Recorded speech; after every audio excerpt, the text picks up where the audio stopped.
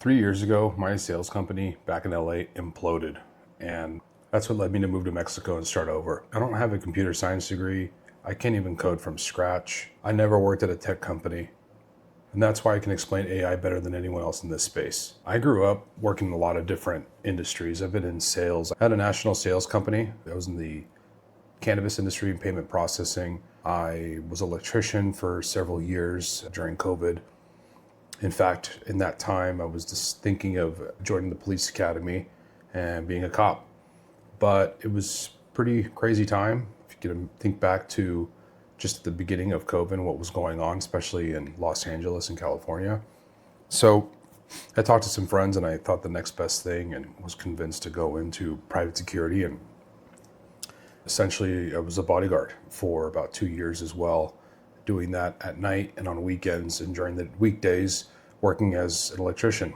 Leading up to that, and even after that, I'd fall back as working as a personal trainer. For 7 years on and off, I worked at my dad's physical therapy clinic as an aide. That gave me a lot of good exposure and understanding how to communicate to people, understanding what they're feeling, them people having pain and going through these post-operative therapy because it just had surgery, and realizing how lucky I was. There was a lot of lessons learned there. And being in sales for so long, I worked at Land Rover, Jaguar. I started in West Hollywood actually, so it's pretty cool. I met a lot of celebrities, a lot of just wealthy clients. Typically was the typical clientele there, but also dealt with a lot of upset, angry people, people that are very particular with how they like things to be done for them. Leading up to that, we're going to be working backwards here. I lived about 2 hours outside of LA in the Valley, and man, I was hustling. I was working at a gym, doing front desk, while I was working on my certification to be a trainer. And then I would jump over literally just across the lobby at the entrance of the gym, working at the smoothie bar, serving breakfast, lunch, smoothies, you name it. Met different people. Great place to network. It was a very expensive gym in a very wealthy community. And that eventually led me to a job opportunity from a guy that would come and have breakfast all the time. And it was pretty cool because he was a really nice guy. I could tell he was very business savvy, drove a nice car, had a Bentley, but very humble guy. He liked my customer service skills, my ability to manage with sometimes there was upset people because food's running late, etc. And he saw me all over the place. So he saw that I was hustling. And I even told him at night, I'm driving Lyft. So in essence, I had 4 jobs at one time. And I had to do what I had to do. I was pretty young. I was in my early 20s. He ended up offering me a job at his company, which was really unique. Half the office was property management. The other half was a jewelry company.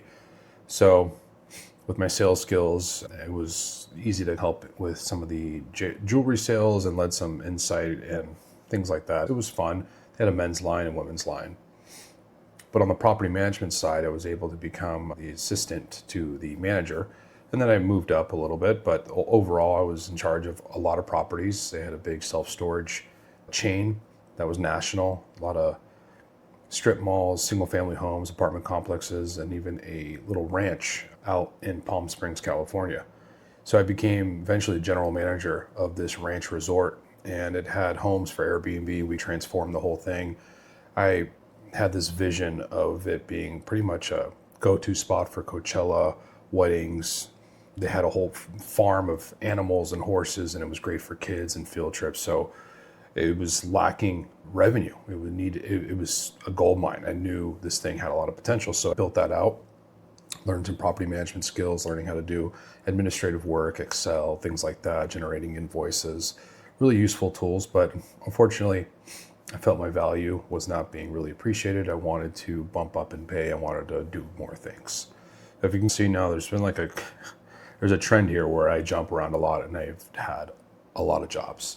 And moving back to being at the dealership, I eventually left that. I moved to San Diego and ended up going back to Land Rover Jaguar there.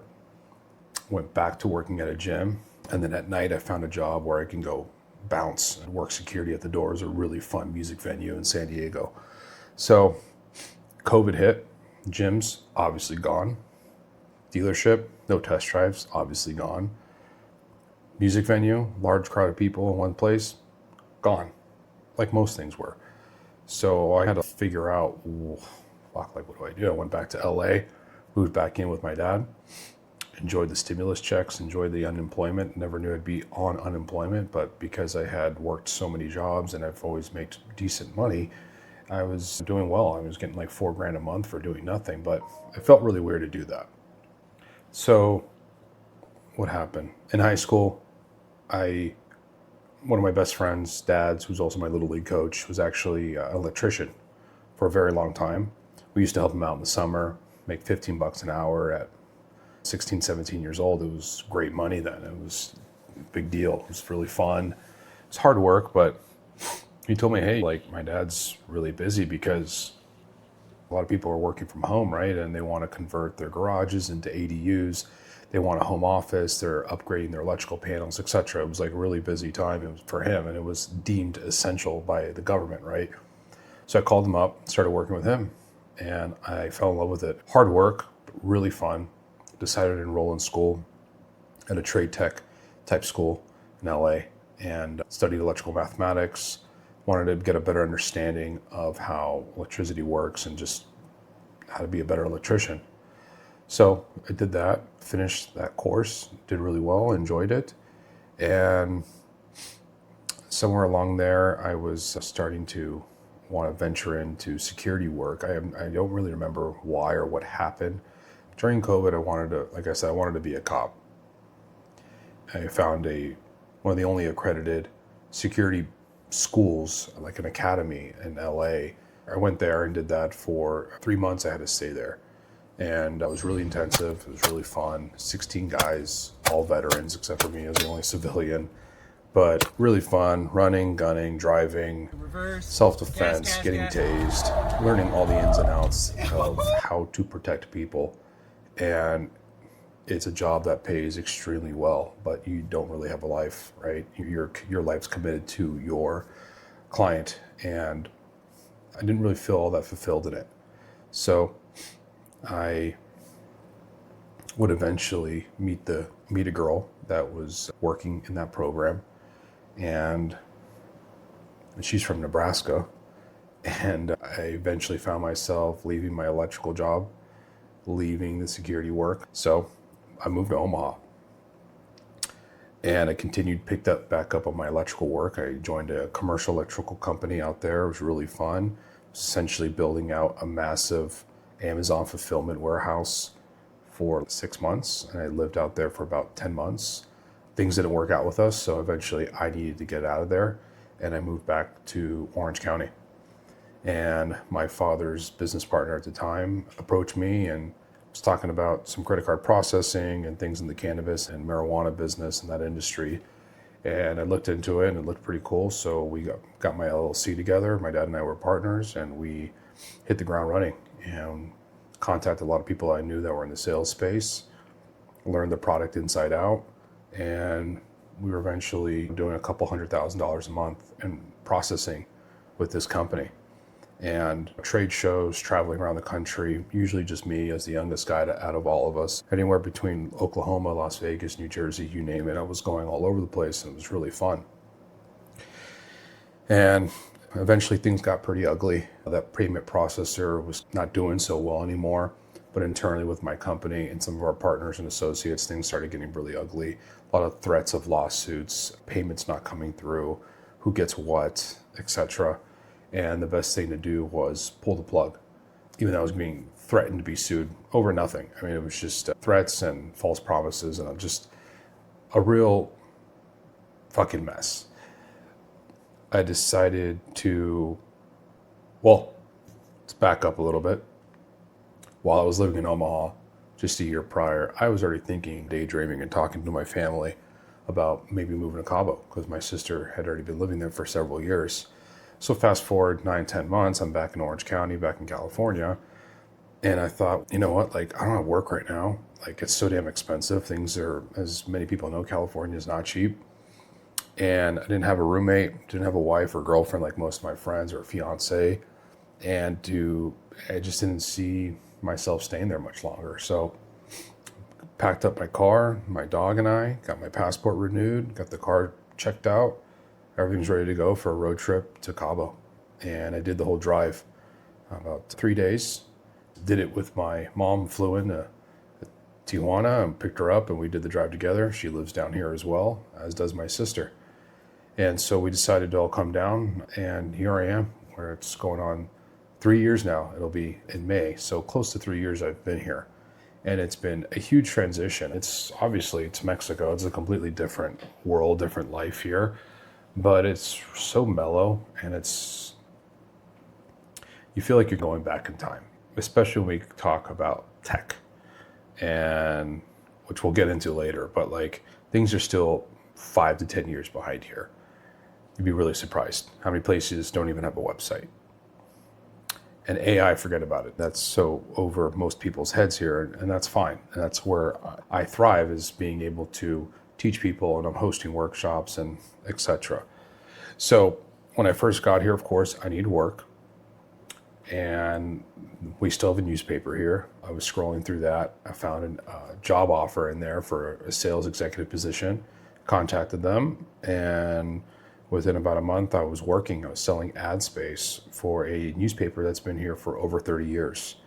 And it was cool because I got to know people. I had to go around town. I didn't know anyone, but what a way to start to meet people, especially business owners, marketing directors, etc., the ones that are making the decisions on whether or not they're going to place an ad in the paper or on the website, social media. I kind of revamped their brand a little bit. I helped them get caught up with what is trending and what was going to be needed to have a successful business, or rather a successful brand and more up to date.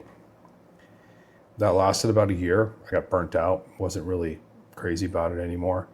It's a relatively archaic form of advertising, but out here it works.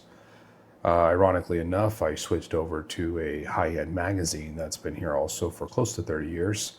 I was going to be better pay, higher position, more in charge of things that were going on as the essentially sales manager.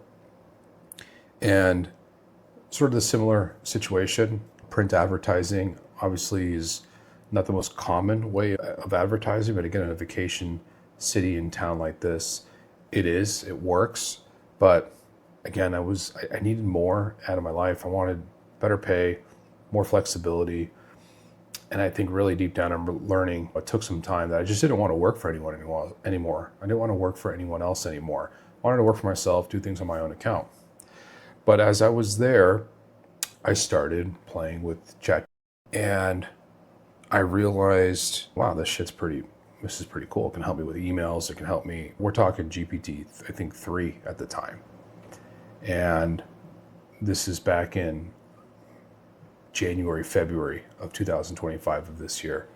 And I'm playing with it, helping me just write things, come up with revenue projections and like a sales plan and all kinds of things I had to give to the CFO and the CEO of the magazine.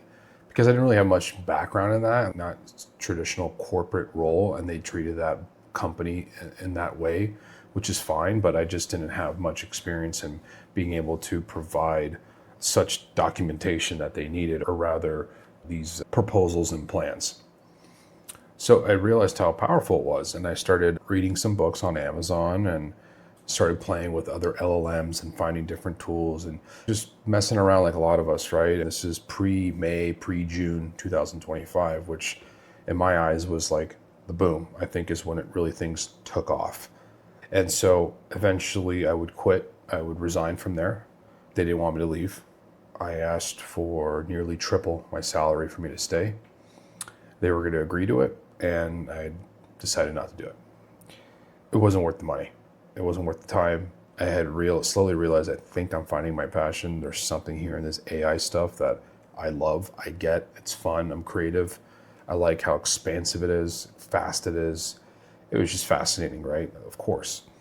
I would eventually, shortly thereafter, right before I quit, actually, I enrolled at Johns Hopkins University through an online course. I started getting ads on Instagram and seeing stuff pop up. And it was I wanted to obviously go to a really big school. I figured it would look good on a resume.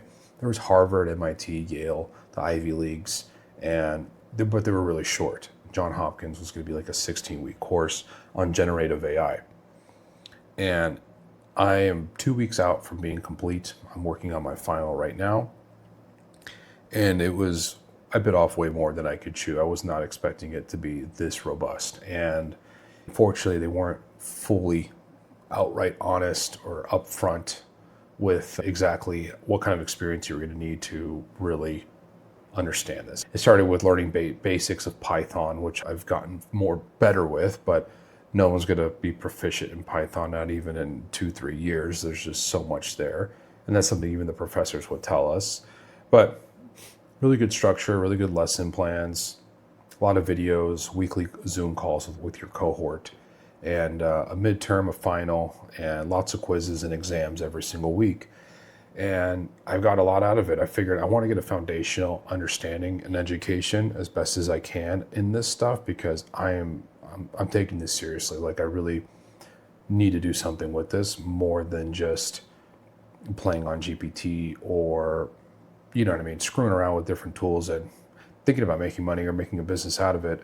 I just figured it's only beneficial to do that.